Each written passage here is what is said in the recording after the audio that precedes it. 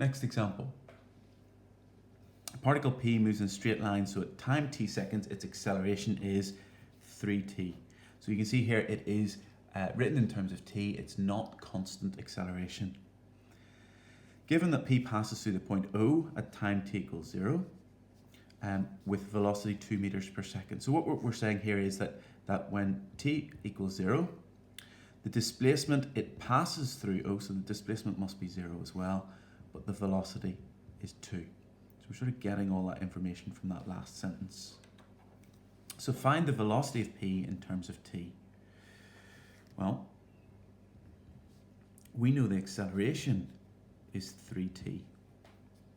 So if we want to find the velocity, we're going to integrate that acceleration with respect to time. That's the integral of 3t dt. And that gets us 3 over 2 t squared plus c. That's absolutely crucial that we remember this plus c. Now, what we're going to use is take these conditions, boundary conditions here at the start, and use them to find c. So when t equals 0, we know s equals 0 and v is 2. So let's put that in. 2 is equal to 3 over 2 times 0 plus c. So c is equal to 2. And so if our velocity in terms of t is v is equal to 3 over 2 t squared plus 2. Again, if we hadn't put the plus c in there, we would have got this plus 2 at the end, and that'll have a serious knock-on effect, especially for part B. The distance of p. Now, a couple of things to notice. Here we're asked for distance here, not displacement, but we're going to have to work out displacement first. So if we know v is 3 over 2 t squared plus 2, then displacement is the integral of velocity with respect to time.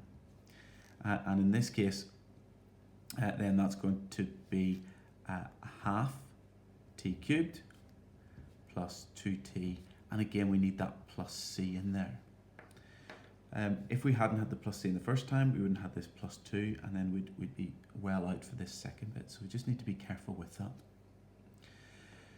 that. Again, we know that when t is 0, s is 0, and v was 2, so let's put those values into this. So s is 0 is equal to a half, which is 0, and 2 times 0 plus c. So in this case, c is 0. And sometimes you'll find that to be the case. It just makes life that wee bit easier. So s is then a half t cubed plus 2t. Now, when t equals 3, s is equal to half times 27, 2 cubed, plus 6, which is 13.5 plus 6, which is 19.5 meters. Again, that's a displacement, but it's also the distance. It's a positive value. Had it been minus 19.5, we'd have to write another line that distance equals 19.5.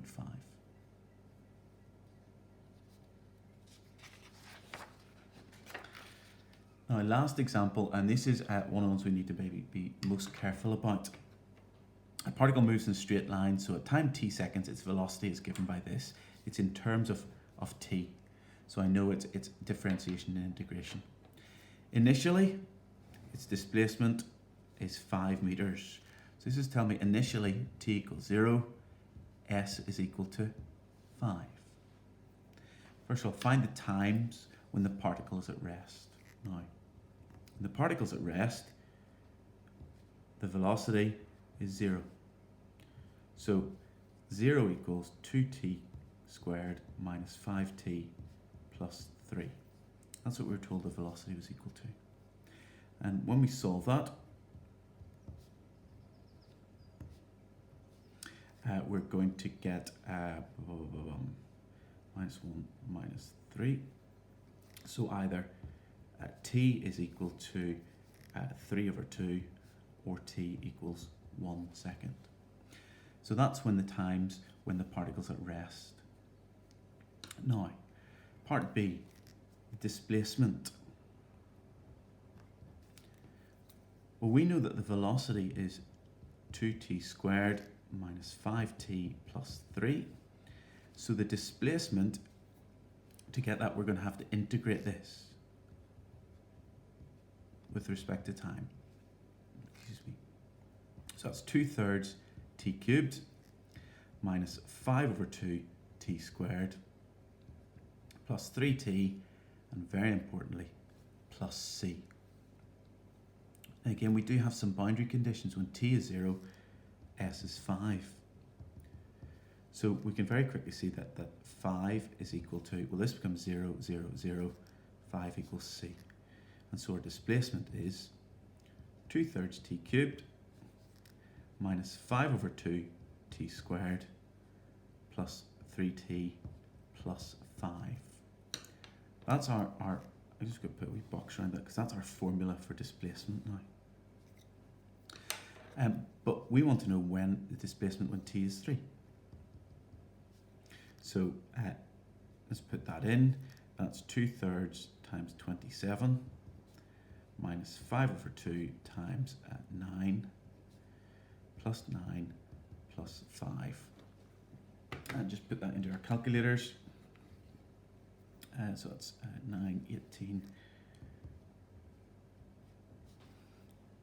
18 minus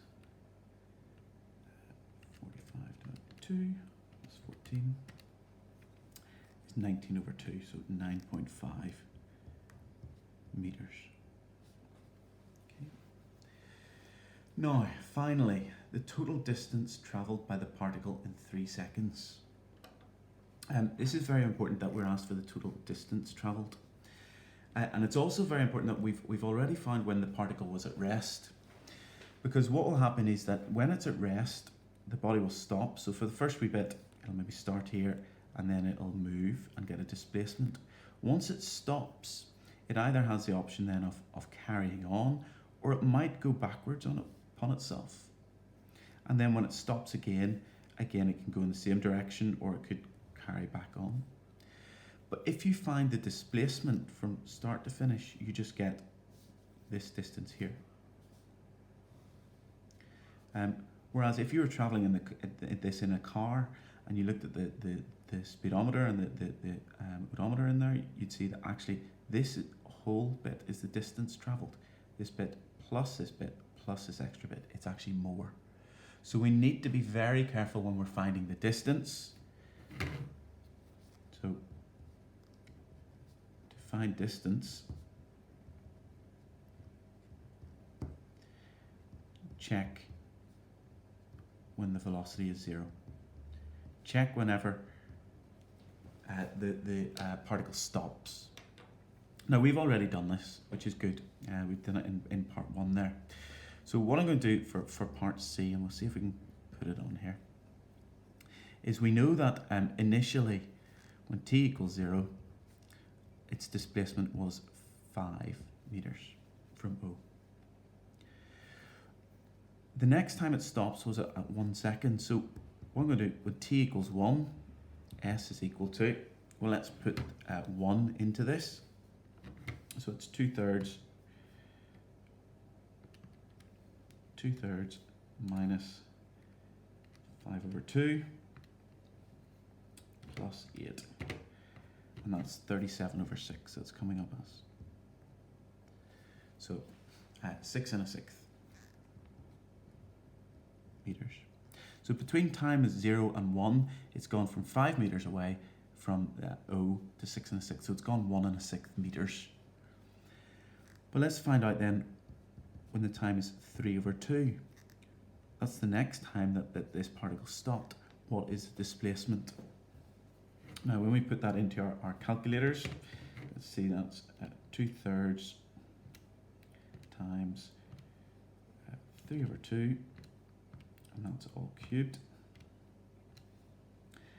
Take away 2.5 times 3 over 2, 1.5 squared, plus 3 times 3 over 2, so 4.5, plus 5, and that works out as 49 over 8. 6 and an 8th. So actually, what's happened, 6 and a 6th is further away from O than 6 and an 8th. It's gone back on itself a little bit. So it's gone out, like this, it's gone out, then it's gone back a wee bit. And now in this last section, we want to see, well, how far has it gone in this bit? So from t equals 3 over 2 up to the very end, in 3 seconds, we've already worked out that displacement. S was 9.5 meters. So the total distance then is equal to, and you see you could do this, the first in sections. First section is between 0 and 1, so that's 6 and a 6th minus 5. The second section is between these two, so it's plus 6 and a 6th is bigger than 6 and an 8th, so I'm going to take it away like that. And then the third section of travel here is between these two here, and so that's 9.5 minus 6 and an 8th. And when we put that into our calculators, excuse me, 6, oops,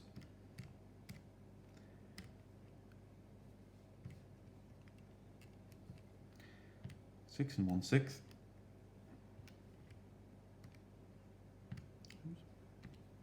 plus 5, minus 5,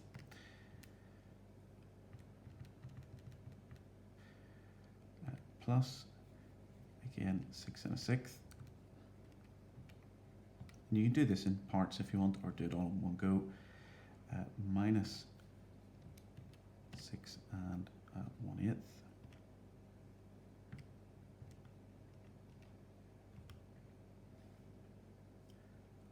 Plus 9.5 and minus 6 and 1/8 again.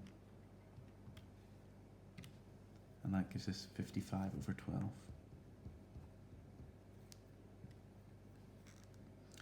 Which is 4.58 meters. If you'd just done displacement between the start and the finish, 5 up to 9.5, you'd have thought that the answer would be 4.5, but we can see there's a little bit extra because we've just gone back this bit and then done this bit extra. So these two bits of the travel here are added on to get your total distance. And that's something that we do have to be very careful about whenever we're finding the distance using SVNA as a function of time.